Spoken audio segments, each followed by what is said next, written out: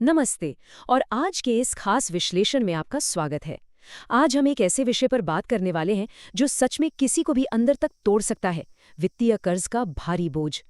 इस चर्चा में हम सिर्फ किताबी बातें नहीं करेंगे, बल्कि मनोवैज्ञानिक स्तर पर सर्वाइवल के एकदम प्रैक्टिकल तरीके और साथ ही पारंपरिक ज्योतिषीय दृष्टिकोण को भी एक साथ डीकोड करेंगे, ताकि कर्ज से बाहर निकलने का एक एकदम क्लियर और सटीक रास्ता मिल सके। तो चलिए जल्दी से आज के रोड मैप पर नजर डाल लेते हैं। कर्ज के असली बोझ को समझने से लेकर अच्छे और बुरे कर्ज का फर्क, फिर मानसिक दबाव से बचने के तरीके, कुछ बहुत ही प्रैक्टिकल कदम और अंत में ज्योतिष और वास्तु के नजरिए से इसे समझेंगे। कुल मिलाकर संकट से समाधान तक का पूरा सफर आज हम तय करने वाले हैं। तो चलिए सबसे पहले हिस्से से शुरू करते हैं, कर्ज का असली बोझ। देखते हैं कि कैसे एक छोटी सी लगने वाली देनदारी धीरे धीरे एक पहाड़ जैसे बोझ में बदल जाती है। अब जरा इस रूपक पर गौर कीजिए। मान लीजिए आपके हाथ में 200 ग्राम पानी की एक छोटी सी बोतल है। शुरू में तो ये एकदम हल्की लगती है ना? लेकिन अगर इसे पूरा दिन हाथ में पकड़े रहना पड़े तो क्या होगा? यही 200 ग्राम की बोतल 200 किलो जैसी लगने लगेगी। कर्ज के साथ भी बिल्कुल ऐसा ही होता है। शुरुआत में लोन लेना बहुत आसान लगता है, लेकिन जैसे जैसे समय बीतता है इसका साइकोलॉजिकल वजन इतना ज्यादा बढ़ जाता है कि इंसान खुद को पूरी तरह से फंसा हुआ महसूस करने लगता है। ऐसा लगने लगता है जैसे अब वो सिर्फ और सिर्फ अपने लेनदारों के लिए ही काम कर रहा है। और अगर हम इस समस्या के असली पैमाने की बात करें तो आंकड़े सच में डराने वाले हैं। रिपोर्ट्स बताती हैं कि आज के समय में हर 10 में से 7 लोग कर्ज की इस भयानक बीमारी का शिकार हैं। 10 में से 7, ये कोई छोटा नंबर नहीं है, बल्कि एक बहुत ही बड़ी और चिंताजनक सच्चाई है। अब आते हैं अपने दूसरे भाग पर, अच्छा कर्ज बनाम बुरा कर्ज। देखिए, समाधान की तरफ बढ़ने से पहले ये समझना बहुत जरूरी है कि सारे लोन्स एक जैसे नहीं होते। यहाँ सबसे अहम पॉइंट है फायदेमंद और नुकसानदायक कर्ज के बीच का फर्क समझना। प्रोडक्टिव या अच्छे लोन वो हैं जो समय के साथ आपकी वैल्यू बढ़ाते हैं, जैसे रियल एस्टेट, कोई बिजनेस या एजुकेशन लोन। लेकिन इसके ठीक उलट विनाशकारी लोन वो हैं जो महज झूठी शान, दिखावे वाली शादियों या फिर बस कुछ इमोशनल इच्छाओं को पूरा करने के लिए लिए जाते हैं। और हाँ, इनमें सबसे खतरनाक सिचुएशन तब होती है जब किसी एक पुराने कर्ज को चुकाने के लिए कोई नया कर्ज ले लिया जाए। वो तो समझ लीजिए एक दलदल है। आगे बढ़ते हैं तीसरे हिस्से की ओर, मानसिक दबाव से कैसे बचें। जब कोई गहरे आर्थिक संकट में होता है तो अपने मानसिक स्वास्थ्य को बचाकर रखना सबसे पहली और सबसे बड़ी प्राथमिकता होनी चाहिए। ये बात हमेशा याद रखनी चाहिए, और ये आज की हमारी चर्चा का सबसे गहरा संदेश भी है कि लोन कोई फांसी की सजा नहीं है। लेनदारों का दबाव चाहे कितना भी क्यों न बढ़ जाए, इंसान का जीवन और उसका परिवार किसी भी ईएमआई या फाइनेंशियल लायबिलिटी से कहीं ज्यादा कीमती है।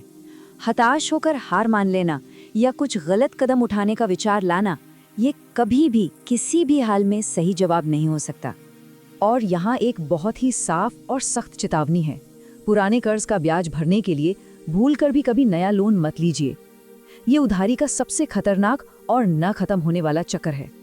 सच कहूँ तो आज की थोड़ी बदनामी या कठिनाई झेल लेना कहीं बेहतर है, बजाय इसके कि आप अपने आने वाले कल के लिए इस दर्द को 10 गुना और बढ़ा लें। चलिए अब आते हैं चौथे भाग पर, रिकवरी के लिए कुछ बहुत ही प्रैक्टिकल कदम। जब इंसान निराशा से बाहर निकलकर सर्वाइवल मोड में आता है तो कुछ खास रणनीतियों पर तुरंत एक्शन लेना पड़ता है। अब ये स्टेप बाय स्टेप अप्रोच देखिए। सबसे पहला और शायद सबसे मुश्किल कदम है अपना ईगो साइड में रखना। जो भी काम मिले उसे कर डालिए, क्योंकि जब घर में थोड़ा सा भी पैसा आता है ना, तो वो एक कमाल का कॉन्फिडेंस बिल्ड करता है। दुनिया क्या सोचेगी ये छोड़िए और सबसे पहले अपने परिवार के लिए बेसिक खाने का इंतजाम कीजिए। इसके बाद जिनसे पैसे लिए हैं उनसे ईमानदारी से बात कीजिए। और हाँ, अपने घर के बाहर भीड़ जमा होने से रोकने के लिए सबसे पहले छोटे छोटे कर्जों को क्लियर करते जाइए। लेकिन क्या हो अगर हालात काबू से बाहर हो जाएं? अगर बात शारीरिक सुरक्षा या जान पर आ जाए तो स्रोत एक अल्टीमेट सॉल्यूशन सुझाते हैं। सब कुछ पीछे छोड़िए और सैकड़ों किलोमीटर दूर जाकर एकदम जीरो से शुरुआत कीजिए। कोई छोटी सी दुकान लगा लीजिए, ठेला लगा लीजिए, क्योंकि जीवन का मूल अर्थ ही फिर से उठ खड़े होने की ऊर्जा है। जब तक जान है तब तक चांस है। अब गियर बदलते हैं और 5वें हिस्से पर चलते हैं, ब्रह्मांडीय और पर्यावरणीय कारक। चलिए अब इस पूरी समस्या को थोड़ा अलग नजरिए से यानी पारंपरिक ज्योतिष और वास्तु की मान्यताओं से भी समझ लेते हैं। तो ज्योतिषीय मान्यताओं के मुताबिक अगर कुंडली में बुध ग्रह कमजोर हो तो ये इंसान की डिसीजन मेकिंग यानी निर्णय लेने की क्षमता को बुरी तरह बिगाड़ देता है। ऐसे लोग किसी को ना ही नहीं बोल पाते और बस एक झूठी इमेज बचाने के चक्कर में भारी कर्ज के जाल में फंसते चले जाते हैं। कहते हैं कि घर में तुलसी के पौधे का बार बार सूखना या घर की महिला सदस्यों का लगातार परेशान रहना, ये सब इस बात के कुछ भौतिक और सामाजिक संकेत माने जाते हैं। वास्तु के सिद्धांत भी कुछ ऐसी ही कहानी बयां करते हैं। इसके अनुसार घर की ऊर्जा में असंतुलन सीधे आपके बैंक बैलेंस पर असर डाल सकता है, जैसे कि धन की दिशा यानी उत्तर में अगर लाल रंग हो या अग्नि तत्व हो, या फिर आय की दिशा पश्चिम में आपने बहुत सारा कबाड़ जमा कर रखा हो तो ये कर्ज को बुलावा दे सकता है। इसी तरह उत्तर पश्चिम दिशा में पानी का टपकना बैंकिंग और लेन देन के मामलों को अटका सकता है। और अंत में छठे हिस्से पर आते हैं सही समय और आध्यात्मिक उपाय। आइए देखते हैं कि कर्ज के इस बोझ को हल्का करने के लिए इन प्राचीन परंपराओं में कौन सी खास टाइमिंग और उपाय बताए गए हैं। अब देखिए, समय को लेकर जो ये सलाह है ना, ये काफी दिलचस्प है। माना जाता है कि अगर बुधवार को लोन लिया जाए तो वो बहुत जल्दी चुकता हो जाता है, लेकिन वहीं दूसरी तरफ कर्ज की ईएमआई या किश्तें चुकाने के लिए मंगलवार का दिन सबसे बेहतरीन बताया गया है। सूत्रों की माने तो मंगलवार के दिन बैंक से ऑटो डेबिट कटवाने से कर्ज का बढ़ना रुक जाता है और वो एक कभी न खत्म होने वाला जाल नहीं बनता। इसके अलावा कुछ पारंपरिक आध्यात्मिक उपाय भी सुझाए गए हैं, जैसे कि कमजोर बुध को मजबूत करने के लिए सुबह सुबह पक्षियों को हरी मूंग की दाल खिलाना या फिर गजेंद्र मोक्ष स्तोत्र का रोजाना पाठ करना। एक और उपाय है पीपल के पेड़ के नीचे कीड़ों के लिए चीनी बिखेरना। माना जाता है कि ये सब उपाय उन नेगेटिव ग्रहों को शांत करते हैं जो किसी इंसान को कर्ज के कुचक्र में फंसा कर रखते हैं।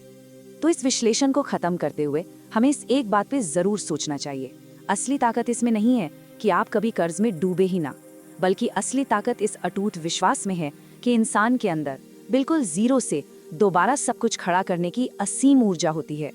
जरा सोचिए, अगर हमारे अंदर खुद को बार बार नया करने की ये जादुई ताकत मौजूद है तो भला कोई भी अस्थायी आर्थिक संकट किसी इंसान की फाइनल वैल्यू कैसे तय कर सकता है। ये वाकई हमें अपनी अंदरूनी ताकत को पहचानने पर मजबूर करता है। खैर, आज के लिए बस इतना ही। इस चर्चा में मेरे साथ जुड़े रहने के लिए आपका बहुत बहुत शुक्रिया। मिलते हैं अगले विश्लेषण में।